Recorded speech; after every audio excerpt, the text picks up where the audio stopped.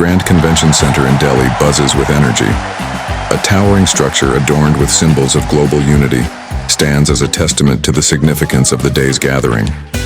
Inside, the auditorium is filled with dignitaries representing a broad spectrum of human thought: spiritual leaders, scientists, political scientists, economists, social scientists, religious leaders, philosophers, and representatives from major governments around the world. The stage, bathed in soft golden light, holds a semicircular arrangement of chairs, each meticulously placed for the elite speakers who will address the audience today. A large digital screen behind the stage flashes the theme for this world conference: the eternal laws of the universe, the law of oneness, and the law of vibration.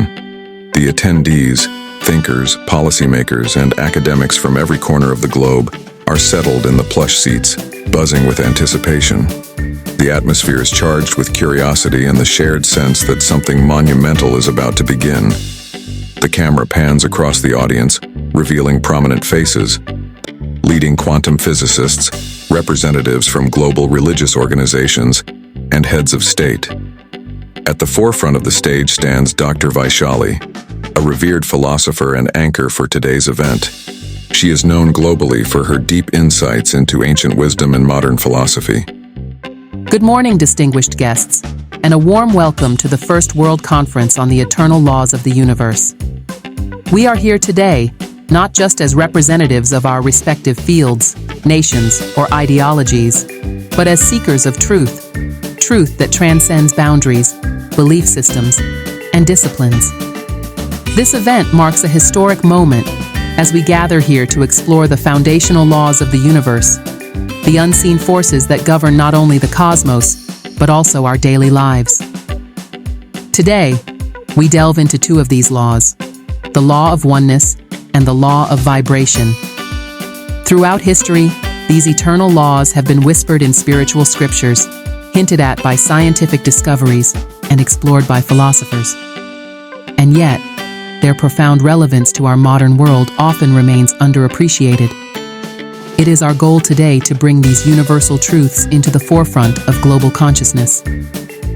Before we proceed, let me first acknowledge the incredible assembly of minds here today. Spiritual leaders, scientists, political scientists, economists, social scientists, religious leaders, philosophers, and government representatives from all over the world. Each of you brings a unique perspective, a crucial piece of the puzzle to our understanding of these eternal laws. Our world is experiencing a period of rapid change, socially, politically, and ecologically. And amid this turbulence, it is easy to forget that beneath the surface, deeper truths connect us all. This conference seeks to explore how we can integrate the law of oneness into our daily existence, governance, and global systems to create a more harmonious world. The law of vibration, as we will see, is equally important, as it explains how everything in this universe is in constant motion, and how energy, frequency, and vibrations affect every aspect of our reality. Without further ado, let me invite our first speaker, His Holiness the Wanchuk Lama, to share his insights on the law of oneness from a spiritual perspective. Thank you, Dr. Vaishali, for this beautiful introduction. I feel honored to be part of such a significant gathering of minds and hearts. The law of oneness is a truth that has been at the core of many spiritual traditions, including Buddhism. In Buddhism, we speak of the interconnectedness of all beings. This interconnectedness is not just an abstract idea, it is a lived reality. When we meditate deeply on the nature of existence, we begin to see that the divisions between self and other are illusions.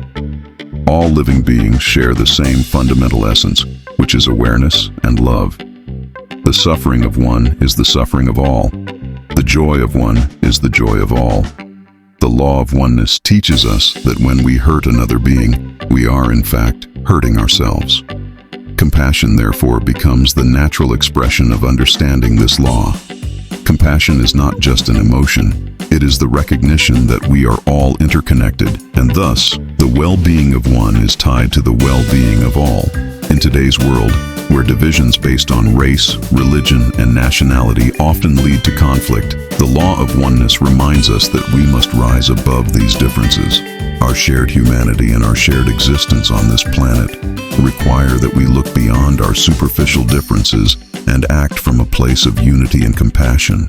Lorem ipsum dolor sit amet. Let me share an example. When a person from one country helps a person from another country during times of crisis, like during natural disasters, we are witnessing the law of oneness in action. It transcends political and geographical boundaries. It speaks to the fundamental truth that we are all one human family. I hope that through this conference, we can all be reminded of the importance of acting from a place of oneness and unity, for the benefit of all beings and for the future of our world. Thank you. Thank you, Your Holiness, for such profound words. Compassion, indeed, is the highest expression of the law of oneness.